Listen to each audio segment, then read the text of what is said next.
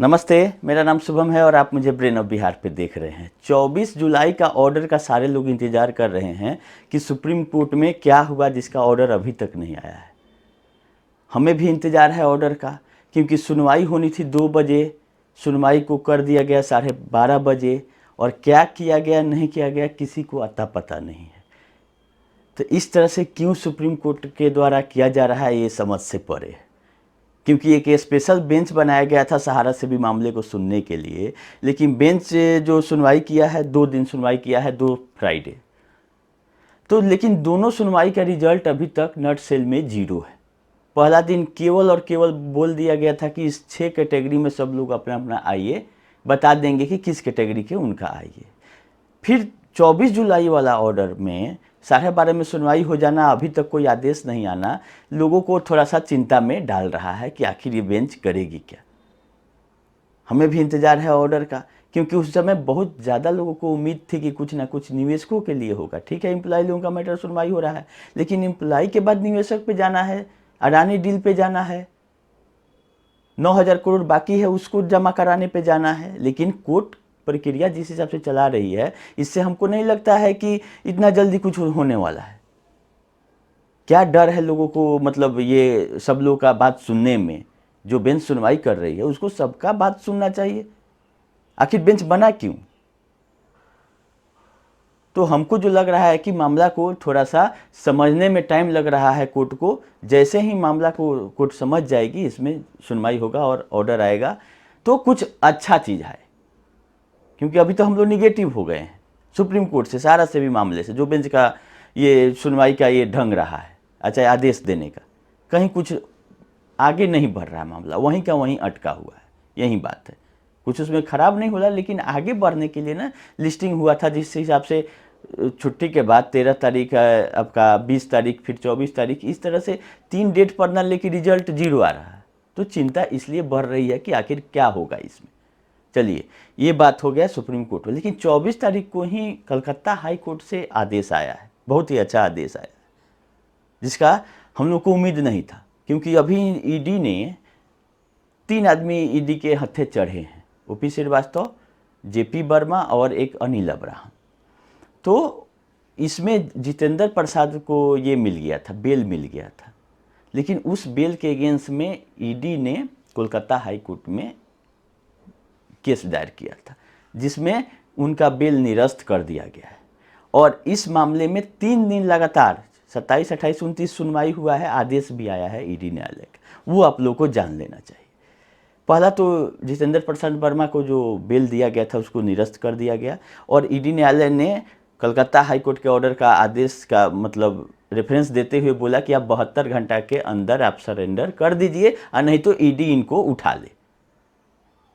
लेकिन इन्होंने सरेंडर नहीं किया। लास्टली 29 तारीख को नॉन बेलेबल वारंट ईडी के रिक्वेस्ट पर इशू कर दिया गया है कि जितेंद्र प्रसाद वर्मा को आप उठा लाइए, जहाँ थे वहाँ उनको पहुँचाइए।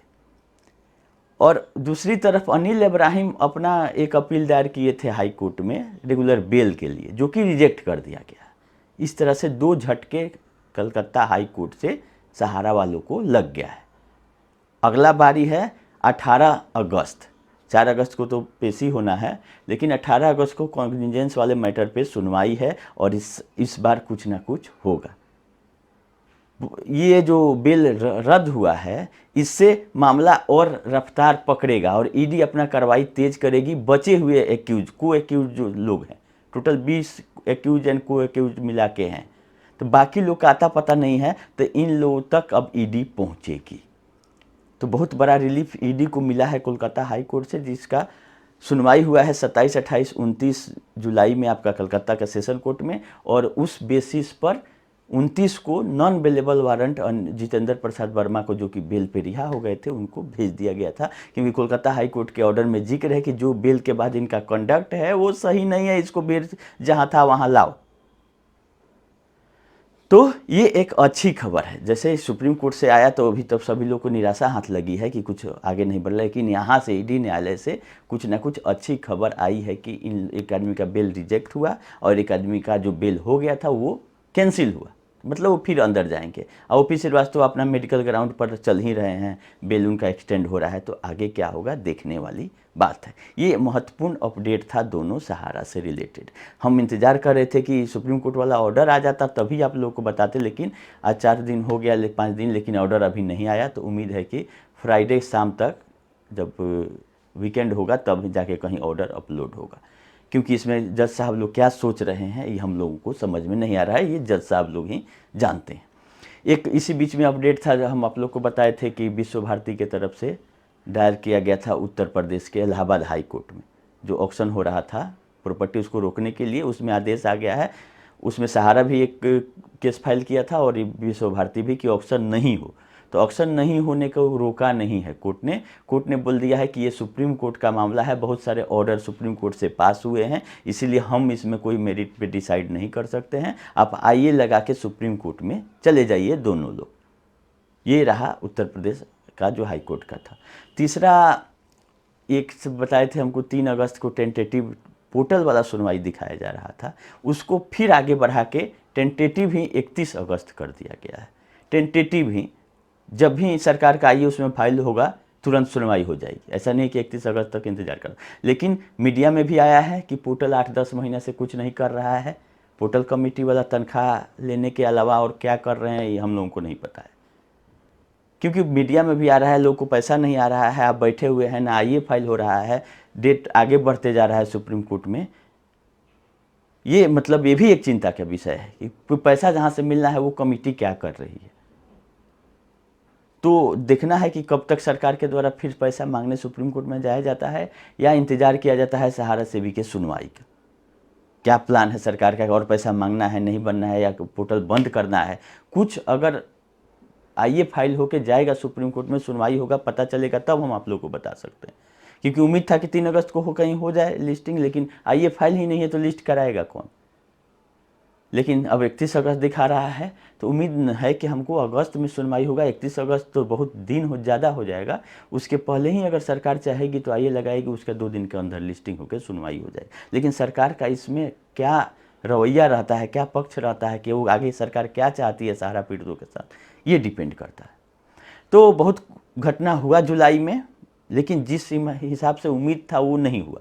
लेकिन मामला रफ्तार पकड़ा है। उधर सत्याग्रह भी हो रहा है रांची में कि अरेस्ट कीजिए, तो अरेस्ट में एक आदमी पकड़ाए हैं, और बाकी लोग में भी ईडी तेजी करेगी, जो ये आदेश आ गया है कलकत्ता हाई कोर्ट का। तो इम्प्रूवमेंट तो है ही, चाहे निगेटिव हो पॉजिटिव हो।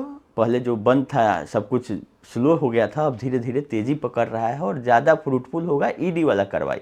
और ईडी का जब कार्रवाई तेजी पकड़ेगा तो इधर रिफंड वाला भी तेजी पकड़ेगा, वो आपस में लिंक है। अरेस्टिंग होगा, देखिएगा सब डाटा वाटा मिलने लगेगा, फॉर्म मिलने लगेगा। इसीलिए हम लोग ईडी वाला मामले पे भी ध्यान रखते हैं कि क्या ईडी कर रही है। जिस हिसाब से ईडी करेगी उस हिसाब से सहारा से भी और पोर्टल वाला सुनवाई आगे बढ़ेगा। चलिए, सोचे थे कि ऑर्डर आने के बाद वीडियो बनाएंगे, लेकिन ऑर्डर आने के बाद फिर अगला वीडियो हम बनाएंगे। ऑर्डर आ जाने दीजिए कि क्या आता है, उस तरह का कुछ अगर रहेगा बताने लायक तो हम आप लोग को अगले वीडियो में अपडेट करेंगे। अभी के लिए इतना ही, धन्यवाद।